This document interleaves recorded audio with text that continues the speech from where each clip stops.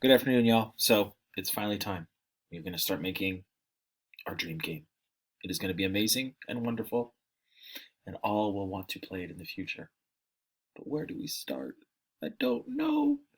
Anyways, so I'm talking about where is it? This guy.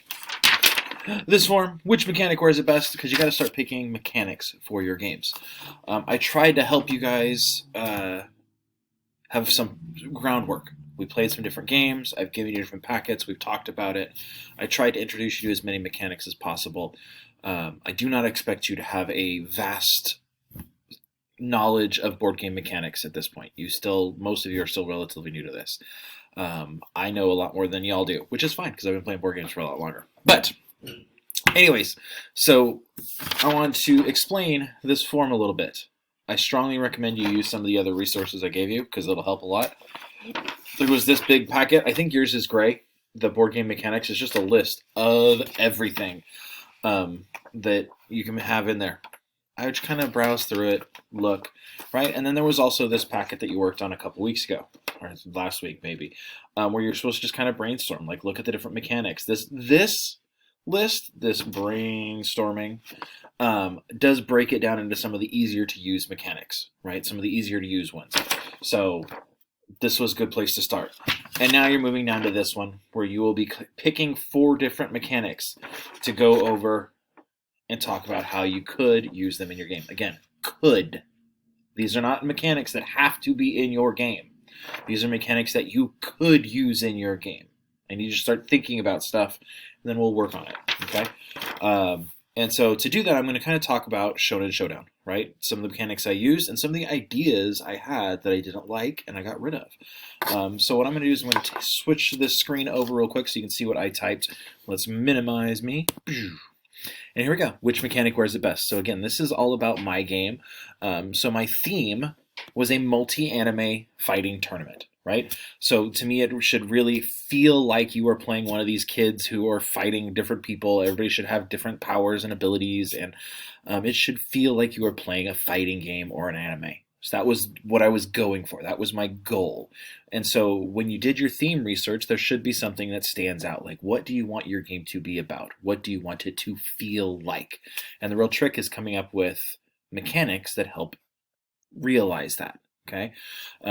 Mechanics can really impact things. Okay, so I have 2 main ones that I wrote on here. There's a lot more in the game than I'll talk about, but I only typed in 2 that this is going to get posted. So the first one was action selection.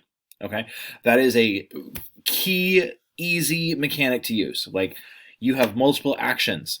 Pick one on your turn, right? We've played several games where that's the case. You've got these different actions. Pick what you want to do. Go, right? And so in this game, you could choose from a few main actions, right? You could attack, which you have options there too. You could punch, kick, short range, whatever your character had. You could dash, you could rest, right? Every turn you have to decide those things. How does this mechanic fit the theme of your game? Well, every split second of a fight, I like to watch UFC.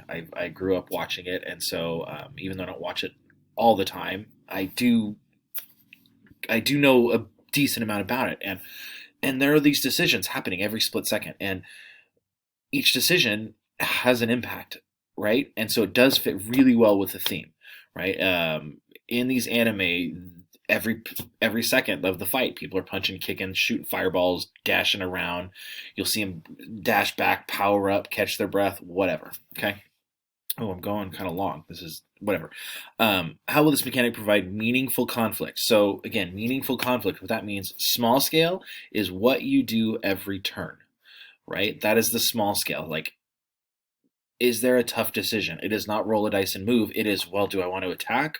Maybe I should rest this turn. I should probably get some hit points back. Oh, I need to dash in and close the distance and not attack.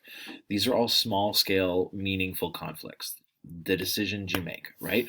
And then on the large scale, well, like, you're fighting, right? If you pick the wrong move, it can come back and bite you. And by using the correct choices and stuff, you will win the game, knock the other player out, etc., etc. The large scale on this is kind of obvious. Okay, how does this make it fun? So for me, on mine, since the game is essentially just action selection. There's not a whole lot of other things you're doing.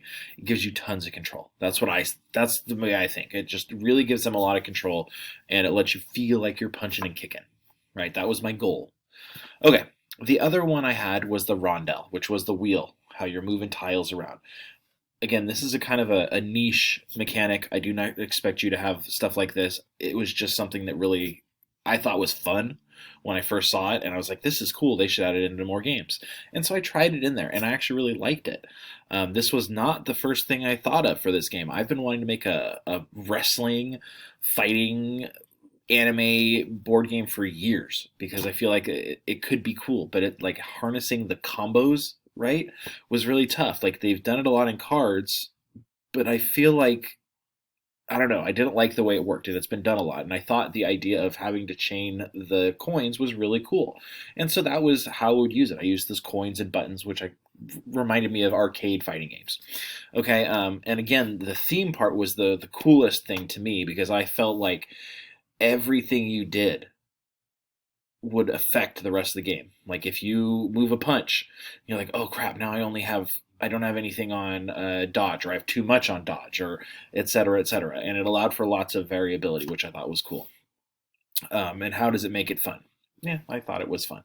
Okay, I'm going to wrap this video up. It's already 6 minutes long.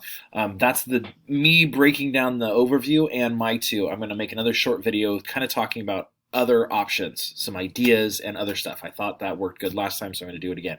So here we go. This video is going to wrap up, and then I'll make another one real quick.